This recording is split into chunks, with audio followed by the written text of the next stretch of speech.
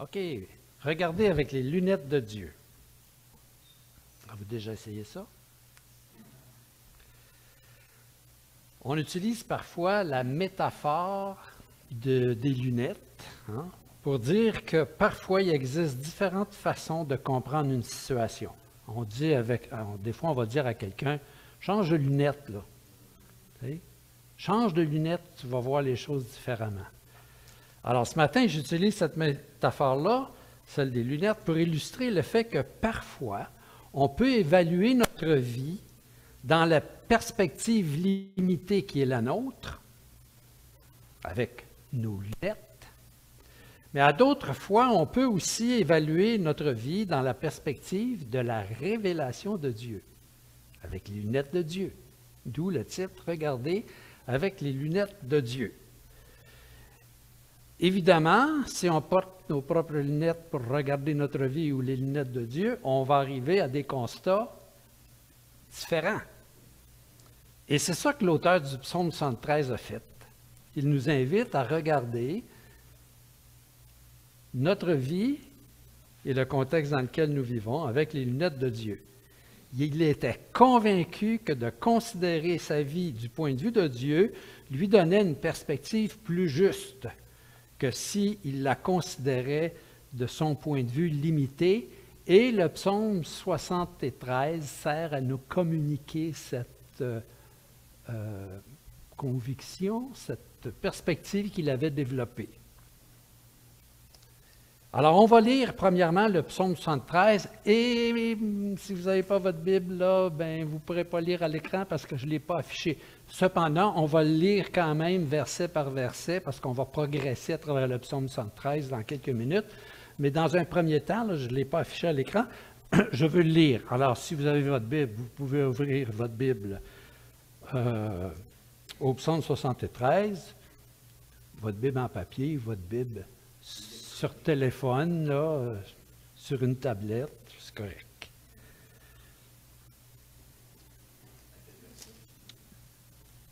Moi, je lis dans Louis II ce matin. Donc, ça commence ainsi. Psaume d'Asaph. Oui, Dieu est bon pour Israël, pour ceux qui ont le cœur pur. Toutefois, mon pied allait fléchir, mes pas étaient sur le point de glisser, car je portais envie aux insensés en voyant le bonheur des méchants. Rien ne les tourmente jusqu'à la mort, et leur corps est chargé d'embonpoint. Ils n'ont aucune part aux souffrances humaines. Ils ne sont point frappés comme le reste des hommes. Aussi, l'orgueil leur sert de collier, la violence est le vêtement qui les enveloppe. L'iniquité sort de leurs entrailles, leurs pensées et leurs cœurs se font jour. Ils raillent, ils parlent méchamment d'opprimés, ils profèrent des discours hautains. Ils élèvent leur bouche jusqu'aux cieux et leur langue se promène sur la terre. Voilà pourquoi son peuple se tourne de leur côté. Il avale l'eau abondamment. Il dit, comment Dieu saurait-il? Comment le Très-Haut connaîtrait-il? Ainsi sont les méchants. Toujours heureux, ils accroissent leur richesse. C'est donc en vain que j'ai purifié mon cœur et que j'ai lavé mes mains dans l'innocence. Chaque jour, je suis frappé. Tous les matins, mon châtiment est là. Si je disais, je veux parler comme eux, voici, je trahirais la race de tes enfants. Quand j'ai réfléchi là-dessus pour m'éclairer, la difficulté fut grande à mes yeux. Jusqu'à ce que j'eusse pénétré dans le sanctuaire de Dieu et que j'eusse pris garde au sort final des méchants. Oui, tu les places sur des voies glissantes. Tu les fais tomber et les mets en ruine. Et quoi? En un instant, les voilà détruits. Ils sont enlevés, anéantis par une faim soudaine. Comme un songe au réveil. Seigneur, à ton réveil, tu repousses leur image. Lorsque mon cœur s'aigrissait et que je me sentais percé dans les entrailles, j'étais stupide et sans intelligence. J'étais à ton égard comme les bêtes. Cependant, je suis toujours avec toi. Tu m'as saisi la main droite. Tu me conduis par ton conseil. Puis tu me recevras dans la gloire. Quel autre ai-je au ciel que toi? Et sur la terre, je ne prends plaisir qu'en toi. Ma chair et mon cœur peuvent se consumer. Dieu sera toujours le rocher de mon cœur et mon partage. Car voici, ceux qui s'éloignent de toi périssent. Tu anéantis tous ceux qui te sont infidèles. Pour moi, m'approcher de Dieu, c'est mon bien. Je place mon refuge dans le Seigneur l'Éternel, afin de raconter toutes tes œuvres.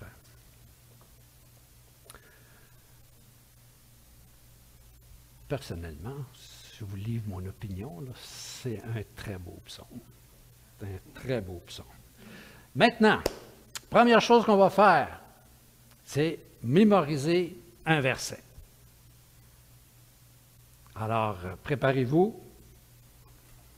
On va l'afficher à l'écran. C'est le verset 28. Pour moi, m'approcher de Dieu, c'est mon bien. Est-ce qu'on est capable de mémoriser ça? Qui veut s'essayer? OK, on ferme les yeux d'abord. Qui veut s'essayer? Qui l'a déjà mémorisé? Personne? Merci, Mélinda. Bravo, Céline. Pour moi, m'approcher de Dieu, c'est mon bien. Alors, on va suivre le chemin qui a fait dire à ce psalmiste-là, en fait, le chemin qu'il a tracé lui-même dans le psaume 73. Parce que le psaume 73, c'est un psaume, c'est un cantique. Hein? C'est quelque chose qu'il a écrit pour partager, communiquer une expérience qu'il avait faite avec Dieu. Puis il l'a organisé, puis là, il y a un chemin dans ça. On va suivre ce chemin-là. D'abord, les 3 premiers versets. Ah, puis aussi, je ne vous ai pas dit ce matin, là, c'est l'été, je me suis dit, gars, moi, il fait travailler, moi, me reposer.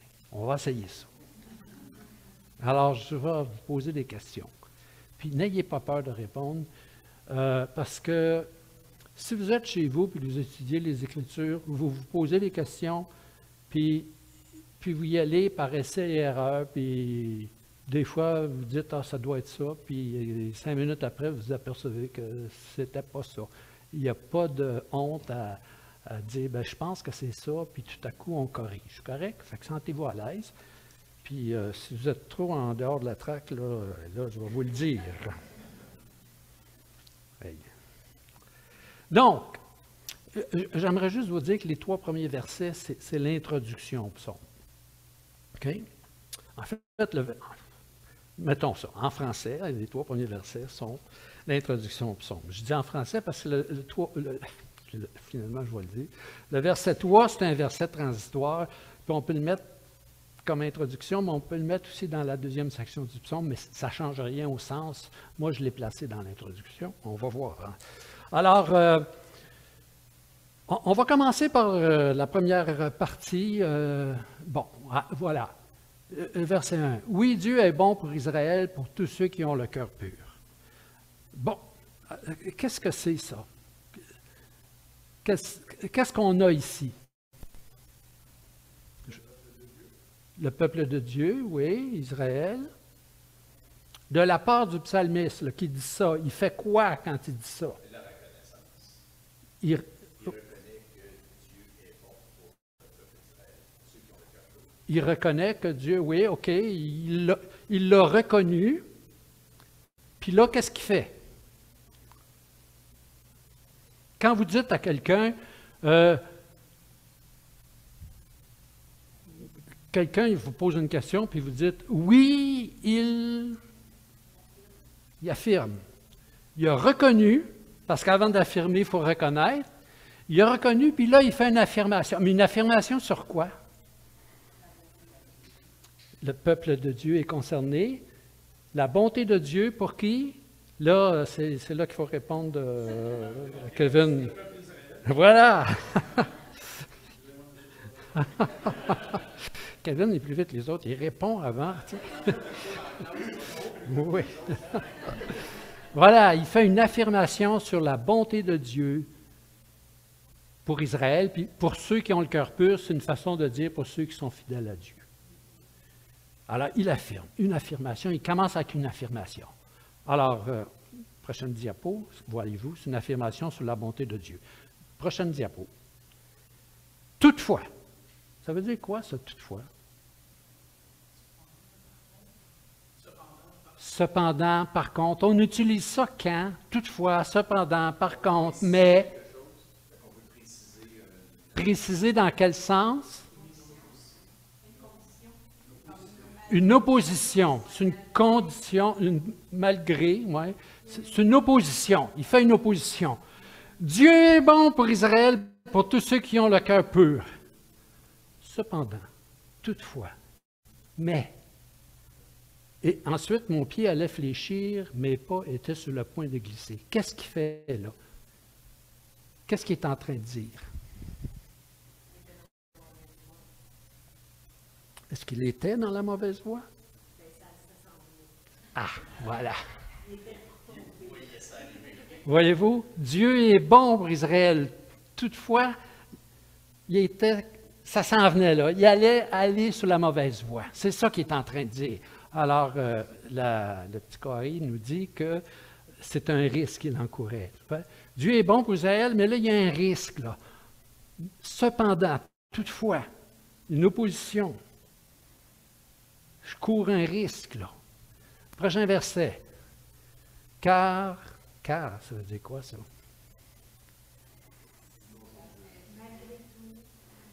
Hey, savez-vous, quelqu'un me dit un jour, écoute, quand je viens à l'église, c'est pas pour faire un cours de français, là. Mais c'est parce que ces mots-là sont importants. Hein? Car, Dieu est bon pour Israël, toutefois mon pied allait glisser, car, parce que, la raison. Parce que, puis c'est quoi la raison? Pourquoi est-ce qu'il était en risque de glisser? Il portait envie. À qui? Au bonheur des méchants. Il annonce Normand? Aux envieux. Voyez-vous, prochaine diapo? La cause de ce risque. Voyez-vous, Dieu est bon pour Israël. Mais là, je cours un risque parce que mon pied allait glisser. Ça veut dire quoi, ça, mon pied allait glisser? Faible, il allait tomber. Nous autres, on dirait quoi? Tenté par le péché. Hein? Manquer de conviction. Voyez-vous, c'est ça qu'il est en train de dire. Dieu est bon pour Israël, mais là, je cours un risque parce que je porte envie aux insensés. Bon, là, vous allez me dire, mais Jean, pourquoi est-ce que tu nous fais parler, tu parles de ça, puisque nous, ça nous arrive jamais. Ça nous arrive jamais. Comment? Pas tout à fait. Voilà. Alors, vous voyez comment il commence son psaume. Là, l'introduction, là, c'est une annonce. Tu sais, quand on regarde un film, mettons, là, des fois, il y a un petit résumé du film où il annonce un film qui va sortir au mois de septembre, là, puis on voit ça à la TV, là, ça dure 1 minute. Un trailer, c'est ça. C'est un trailer, c'est un preview, là, tu sais. Il résume. Voici de quoi il va parler. Il va parler de l'envie qu'il portait aux méchants, le risque que ça comportait dans sa vie, puis du fait que Dieu est bon. Et là, pour lui, là, c'est un paradoxe. C'est un paradoxe parce qu'il constate la bonté de Dieu. Quand il dit « Oui, Dieu est bon pour Israël, pour ceux qui ont le cœur pur », là, il est convaincu de ça. Il l'a constaté, il le sait, mais il y a un paradoxe dans sa vie. C'est que quand il regarde à lui-même, il s'aperçoit que dans son cœur, il y a des choses qui entrent en contradiction avec ça. Parce qu'il porte envie aux méchants. Donc, ce qu'il va faire dans les prochains versets, c'est de nous présenter pourquoi il envie les méchants, les insensés, le bonheur des méchants, comment il les voit, sa perception de ceux qui vivent sans se soucier de Dieu. Puis ça, on va trouver ça dans les versets 4 à 12. On va y aller. 4 à 12. Alors, on commence avec le premier. Donc, sa perception des personnes qui vivent sans se soucier de Dieu. Alors, il décrit. OK? Vous allez voir, là, ça ne nous ressemble pas du tout. Quand on regarde les gens, rien ne les tourmente jusqu'à la mort et leur corps est chargé d'embonpoint. Qu'est-ce qu'il veut dire quand il dit leur corps est chargé d'embonpoint? font la belle vie. Nous autres, là, vous savez, si vous avez faim, là, vous ouvrez le frigidaire. Ben, c'est-à-dire le réfrigérateur. Parce que c'est peut-être pas un frigidaire, c'est peut-être un Canmore, ou en tout cas. Dans une culture où la nourriture n'est pas aussi abondante que la nôtre, ceux qui font de l'embonpoint, c'est ceux qui ont amplement, ils ont tout ce qu'il faut, ils en ont plus qui est normal d'en avoir. Alors c'est ça l'image ici, là. Leur corps est chargé d'embonpoint, les méchants. Il n'y a rien qui les tourmente. Ça va bien. Il continue sa description. Prochaine. Ils n'ont aucune part aux souffrances humaines. Ils ne sont pas frappés comme le reste des hommes. Ça vous est jamais arrivé de penser ça? Comment ça se fait que ça m'arrive juste à moi? Ben oui, pas de problème. C'est ça qu'il est en train de dire dans ces mots avec son époque, prochain. C'est ça, comme ça qu'il les voyait, des gens. L'orgueil leur sert de collier. Qu'est-ce que ça veut dire, l'orgueil leur sert de collier? Ça vous dit quoi? Oui, ils ne se gênent pas. Hein? Un collier, là, on ne met ça pas pour le cacher. Hein? Ça, on le met dans le cou pour que tout le monde le voit. En disant ça, je regarde, là, puis je remarque que plusieurs en ont. Hein, un collier. Leur orgueil, ils portent comme un collier. Ils se pavanent, ils sont fiers. Hein? La violence, c'est le vêtement qui les enveloppe. Ils ne se gênent pas avec la violence. Prochaine. L'iniquité sort de leurs entrailles.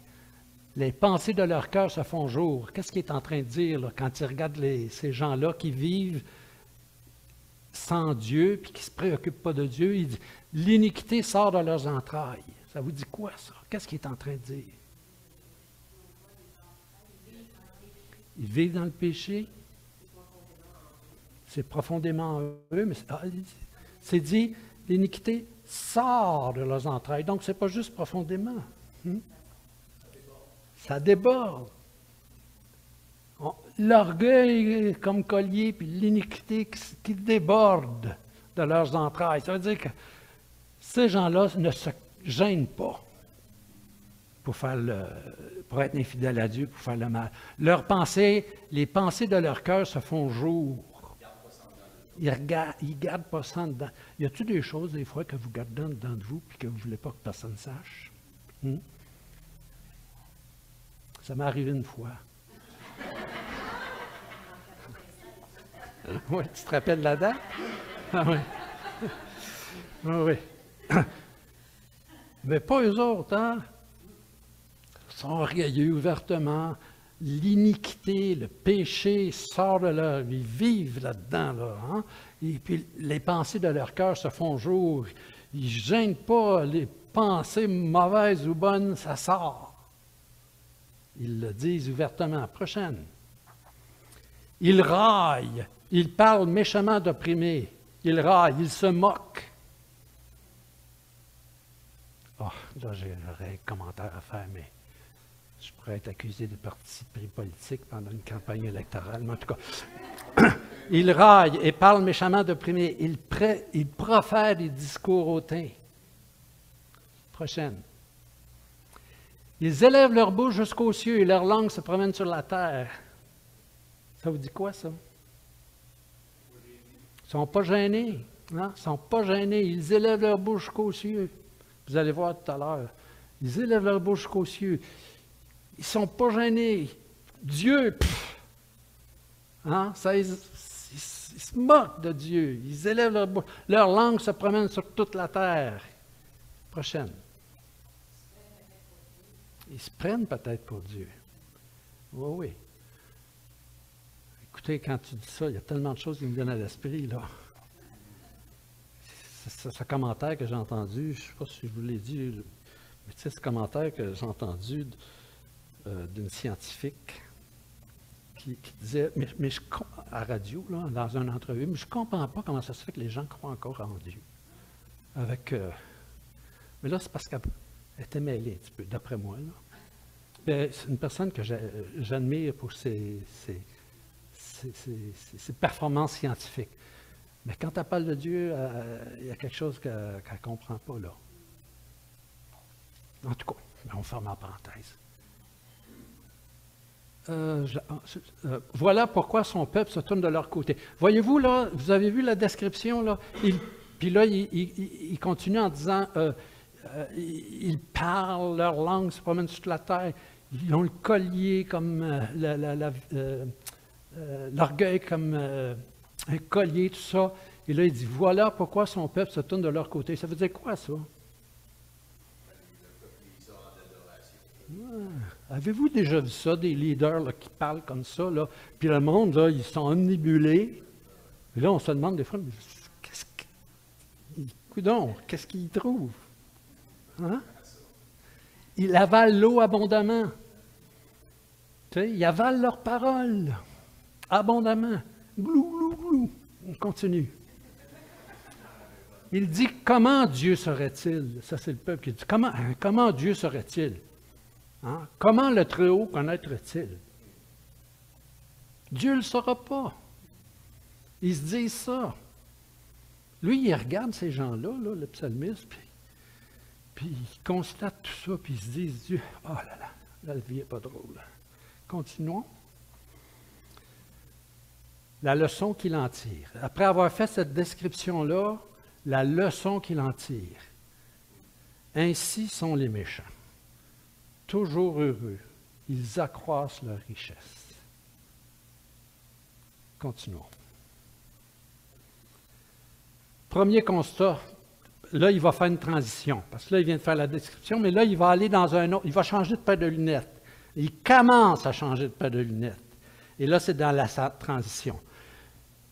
En fait, ce qui se dit dans le verset, ce qu'il est en train de dire dans le verset 13 et 14, là, c'est « ça ne sert à rien ». Tout ce que je fais, là, ça ne sert à rien. C'est en vain que j'ai purifié mon cœur. Qu'est-ce que ça me donne? Ça ne me sert à rien. C'est en vain que j'ai lavé mes mains dans l'innocence. Ça veut dire quoi, ça, j'ai lavé mes mains dans l'innocence? Oui, voyez-vous, c'est des images, ça, pour nous communiquer quelque chose. Il a fait l'effort de marcher fidèlement. C'est donc en vain. Ça ne sert à rien que je me sois j'ai fait tous ces efforts. Ça ne vous est jamais arrivé non plus. Hein? Chaque jour, je suis frappé. Hein? Pauvre de moi. Pauvre de moi. Tous les matins, je me lève, puis mon châtiment est là. Ça va mal. C'est pas drôle d'être chrétien. C'est ça, tu sais. Les méchants, eux autres, sont heureux. Tout leur réussit. Ils s'enrichissent, sont heureux. Puis moi, je me lève tous les matins, puis ça va mal. Prochaine. Là, il fait un deuxième constat. Là, il vient de dire, ça ne sert à rien, tout ça. Tous ces efforts que j'ai faits pour être fidèle à Dieu, ça ne sert à rien. Et là, il fait un deuxième constat, c'est son incapacité à renier son statut d'enfant de Dieu. Il dit, j'ai fait tous ces efforts-là, eux autres sont heureux, je fais tous ces efforts-là, ça ne sert à rien. Je vais essayer de marcher comme eux autres. Puis là, il dit, si je disais, je veux parler comme eux, je trahirais la race de tes enfants. Je ne suis pas capable. J'aurais le goût, mais je ne suis pas capable. Des fois, je les regarde, ça me tente, mais je ne suis pas capable parce que je me sentirais un traître dans l'Église, un traître parmi le peuple de Dieu. Je trahirais la race de tes enfants. Prochaine. Et là, il trouve que c'est difficile. Quand je réfléchis là-dessus pour m'éclairer, hein, parce que ça nous arrive des fois, ça aussi c'est en 96, ça m'est arrivé. C'est le lendemain, tu sais, c'est le lendemain, je dis, okay, je vais réfléchir. J'ai réfléchi là-dessus pour comprendre, pour m'éclairer. La difficulté fut grande à mes yeux. Est-ce que ça vous est déjà arrivé de réfléchir à ce qui se passe dans votre vie, puis vous dites, mais pourtant j'ai prié, je suis fidèle au Seigneur, je vais à l'Église, j'aide les frères et sœurs, puis Il me semble que le matin, je me lève, puis la difficulté, elle est là. La difficulté fut grande à mes yeux. Quand j'ai réfléchi à ça, comment ça se fait, là, que Dieu a promis, je suis avec vous tous les jours jusqu'à la fin du monde. Je suis venu afin que les brebis aient la vie en abondance. Comment ça se fait que je ne l'expérimente pas là, comme ça, là? La difficulté fut grande à mes yeux. Prochaine. Mais là, il y a un point tournant. Jusqu'à. Tu sais? Vous comprenez l'expression jusqu'à? Là, tu vas jusqu'à Saint-Géron. Rendu là, tu tournes à droite. Hein? Jusqu'à. La difficulté fut grande à mes yeux jusqu'à. Jusqu'à ce que j'eusse pénétré dans le sanctuaire de Dieu. Ça veut dire quoi, ça, pénétrer dans le sanctuaire de Dieu? Arriver en sa présence. Nous, on dirait quoi?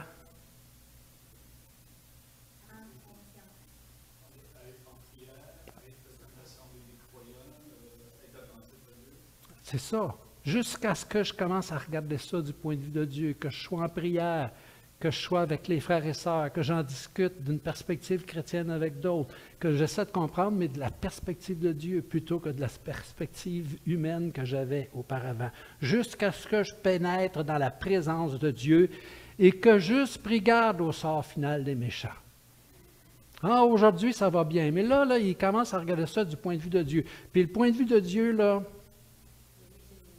il a mis ses lunettes, oui. Il a mis les lunettes de Dieu. C'est long, le point de vue de Dieu. Dieu regarde loin. Nous, on regarde là. Mais Dieu, il regarde loin, lui. Jusqu'à ce que je regarde au sort final des méchants. On continue. Alors, qu'est-ce qui arrive? Au-delà des apparences. Hein? Tout à l'heure, là, tout leur réussit. Ils parlent méchamment d'opprimés, un collier d'orgueil, etc. Et là, ils regardent du point de vue de Dieu, avec les lunettes de Dieu, puis au-delà des apparences, tu les places sur des voies glissantes, tu les fais tomber et les mets en ruine. Quand on regarde plus loin, là, ça veut dire quoi ça, tu les places sur des voies glissantes?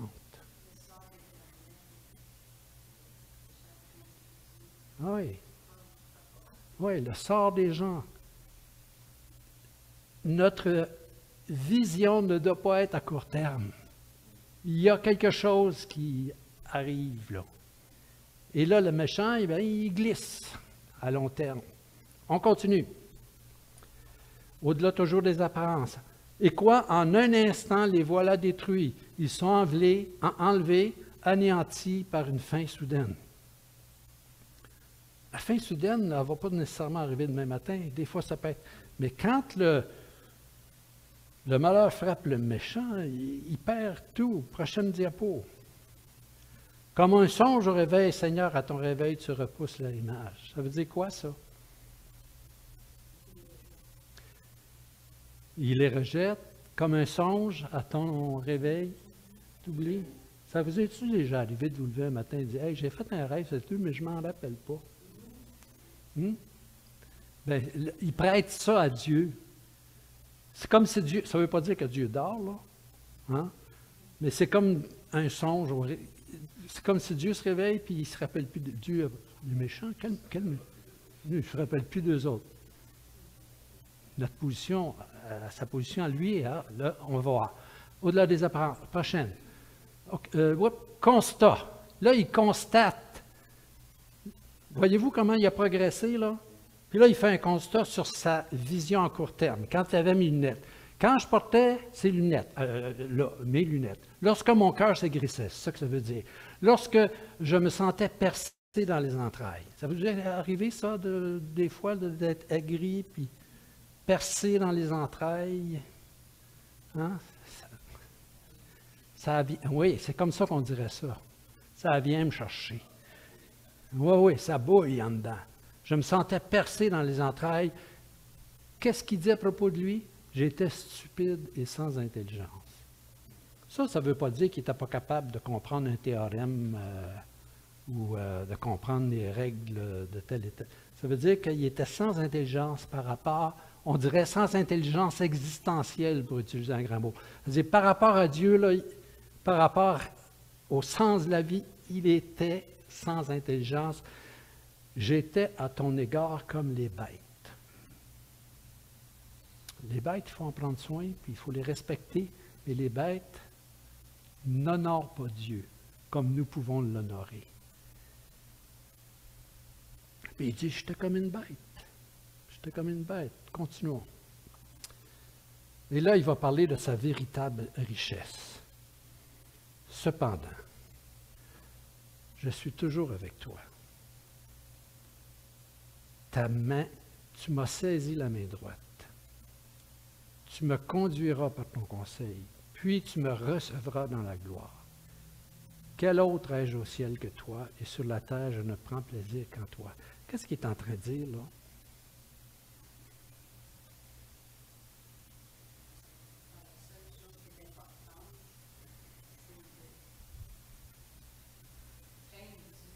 OK. Et pourquoi? Tu as raison. Suivre Dieu, lui obéir, craindre Dieu. Et pourquoi? Parce qu'il est souverain, mais dans ces versets-là, Dieu va le conduire dans sa gloire. Dieu l'a saisi par la main droite. C'est le salut. Dieu est là, il est avec nous. Je porte envie aux méchants, mais quand j'y pense, c'est difficile de comprendre, mais quand je me présente dans ta présence, Seigneur, tu me tiens par la main. Tu me conduis dans la gloire.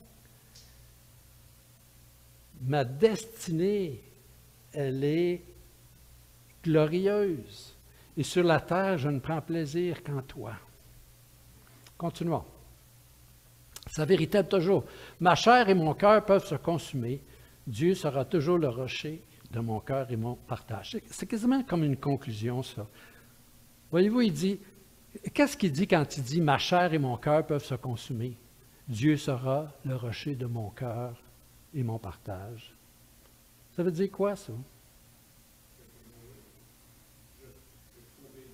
Je pourrais mourir.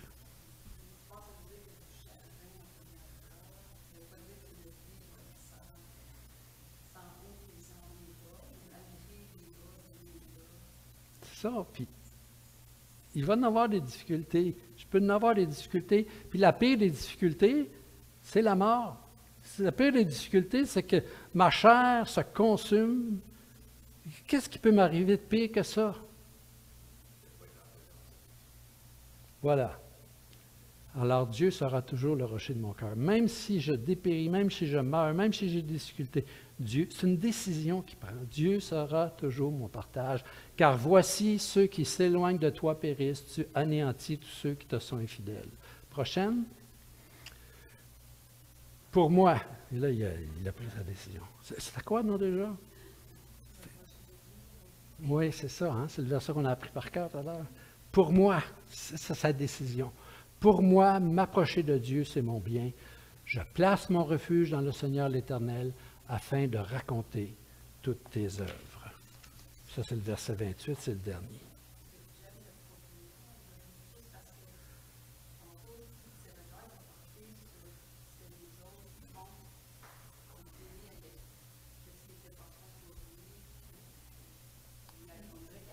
Oui, c'est ça. Il prend une décision. Pour moi, quant à moi. Hein?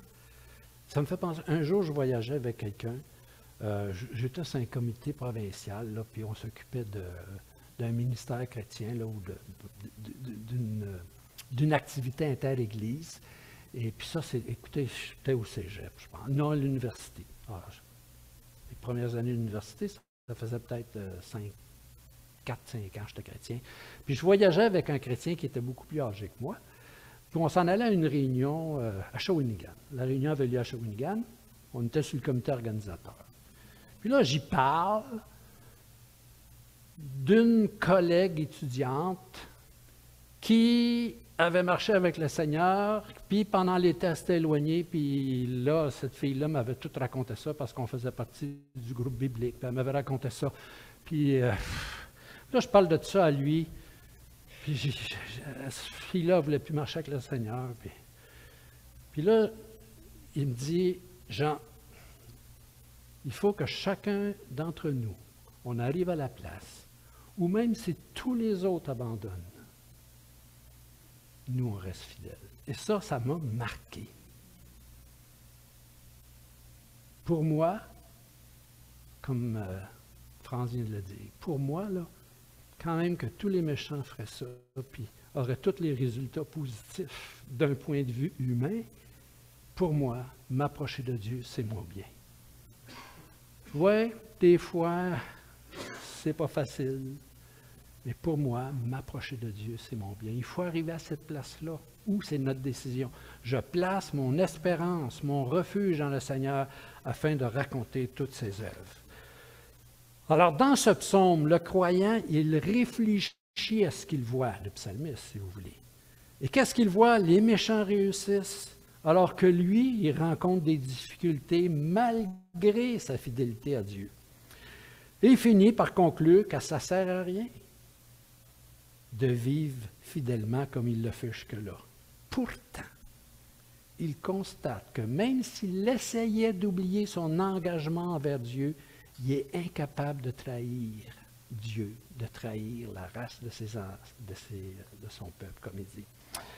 Il trouve difficile de comprendre pourquoi les choses sont ainsi. C'est difficile, la difficulté est grande à mes yeux, jusqu'au moment où il se présente dans la présence de Dieu.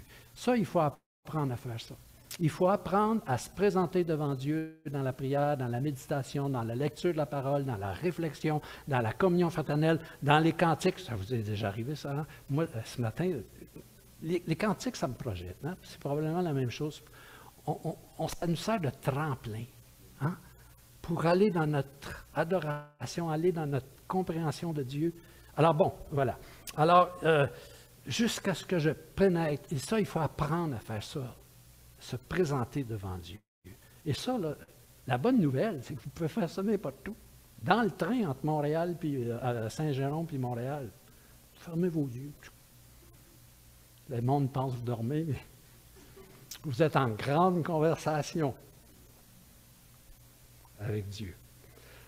C'est là, dans la présence de Dieu, qu'il constate que les méchants semblent réussir, mais ils disparaissent rapidement. Puis, tout à coup, il prend conscience que sa richesse à lui, c'est sa relation avec Dieu, en affirmant, pour moi, m'approcher de Dieu, c'est mon bien. Alors, ce psaume-là, même s'il a été écrit il y a très longtemps, il est extrêmement contemporain, surtout dans une société qui est portée à rechercher le bonheur dans les richesses matérielles et dans la satisfaction immédiate des besoins. Le psalmiste nous rappelle que le seul roc solide sur lequel il vaut la peine de bâtir notre vie, de fonder notre espérance, c'est une relation avec Dieu. Et parfois, oui, les apparences sont trompeuses. Hein? Après un instant, après un semblant de bonheur qui dure pour un temps, on trouve des déceptions amères. Alors que la bonté de Dieu envers nous, elle, constitue une richesse certaine. Il y a plusieurs choses dans la vie que nous ne comprenons pas. Il y a plusieurs choses que nous ne contrôlons pas. Mais c'est notre attitude, les lunettes qu'on porte, qui va faire la différence.